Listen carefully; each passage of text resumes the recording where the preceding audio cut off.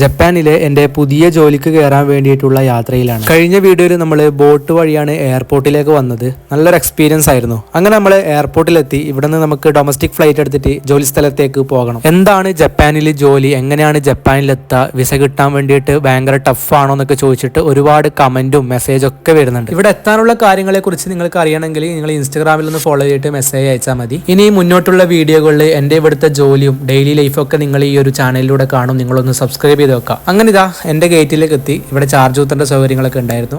അങ്ങനെ ഗേറ്റിൽ ഇരിക്കുമ്പോഴാണ് നല്ല ടേക്ക് ഓഫും ഒരുപാട് നല്ല നല്ല കാഴ്ചകളൊക്കെ നമ്മൾ കാണുന്നത്. ഈ വരുന്ന ഫ്ലൈറ്റ് കണ്ടോ, ഇതിലാണ് എനിക്ക് പോകേണ്ടത്. ഇതിപ്പോൾ ലാൻഡ് ആയതേ ഉള്ളൂ, കുറച്ച് ഡിലേ ഉണ്ടായിരുന്നു. അങ്ങനെ പാസഞ്ചേഴ്സിനെ ഇറങ്ങാൻ വേണ്ടിയിട്ട് അവിടെ ബ്രിഡ്ജ് കണക്ട് ചെയ്ത് കൊടുക്കുന്നുണ്ട്. അങ്ങനെ ലാൻഡ് ചെയ്യുന്ന പാസഞ്ചേഴ്സിനെ ഇറക്കുന്ന കാഴ്ചയാണിത്. അപ്പം നമ്മുടെ ബോർഡിംഗ് ഏകദേശം സ്റ്റാർട്ടായി. നമ്മൾ പോയിട്ട് ക്യൂയിൽ ഡൊമസ്റ്റിക് ഫ്ലൈറ്റ് ആയതുകൊണ്ടാണ് നമുക്ക് ജപ്പാനികളെ മാത്രമേ കാണാൻ പറ്റിയിട്ടുള്ളൂ, വേറെ രാജ്യക്കാരൊന്നുമില്ല. ഇന്റർനാഷണൽ ഫ്ലൈറ്റിലൊക്കെ നമുക്ക് കാണാൻ പറ്റുന്നതാണ്. ഈ സെയിം ഫ്ലൈറ്റിൽ മുമ്പ് നമ്മൾ ജോലിയുടെ ആവശ്യത്തിന് വേണ്ടിയിട്ട് യാത്ര ചെയ്തിട്ടുണ്ട്. അങ്ങനെ ഇതാ ഫ്ലൈറ്റിലേക്ക് കയറി. ജപ്പാൻ എയർലൈൻസിന്റെ ക്യാബിൻ ക്രൂ ഡ്രസ്സൊക്കെ ഭയങ്കര വെറൈറ്റി ആണ്. ഡ്രസ്സൊക്കെ അവർ നല്ല കളർഫുൾ ആയിട്ടാണ് അവർ ഇടാറ്. അങ്ങനെ അകത്തേക്ക് കയറിയിട്ട് ഇനി സീറ്റ് തപ്പണം. നമ്മൾ വിൻഡോ സീറ്റാണ് എടുത്തത്. അങ്ങനെ സീറ്റ് കണ്ടുപിടിച്ചിട്ട് അവിടെ ഇരുന്നു. ഫ്ലൈറ്റ് ഒക്കെ ഏകദേശം ഫുള്ളാണ്. ഒരുപാട് പാസഞ്ചേഴ്സ് ഉണ്ട്. ഇനിയും ഒരുപാട് ആൾക്കാർ കയറാനുണ്ട്. ജപ്പാനിലെ ഡൊമസ്റ്റിക് ഫ്ലൈറ്റിൽ ഉണ്ടാവുന്ന ഫുഡ് ഐറ്റംസ് ഒക്കെ കണ്ടോ. ഇത് സ്നാക്സ് ആണ് അധികം ഉണ്ടാവാറ്. ജസ്റ്റ് 1.5-2 മണിക്കൂറിന്റെ യാത്രയല്ലേ ഉള്ളൂ. അപ്പം ഒരുപാട് കിറ്റ്കാറ്റ്, കുക്കീസൊക്കെ പോലെയുള്ള ചെറിയ ചെറിയ സ്നാക്സ് ഒക്കെ ഉണ്ടാവും. ഇതൊരു മെയിൽ ക്യാബിൻ ക്രൂ ആണ്. അപ്പം സേഫ്റ്റി ഇൻസ്ട്രക്ഷൻസ് ഒക്കെ കഴിഞ്ഞിട്ട് ഇതാ നമ്മൾ ഫ്ലൈറ്റ് ടേക്ക് ഓഫ് ചെയ്യാൻ വേണ്ടിയിട്ട് പോവുകയാണ്. ഈ ഫ്ലൈറ്റ് യാത്രകളൊക്കെ എല്ലാം ഒരുപോലെ ആയിരിക്കും. പക്ഷേ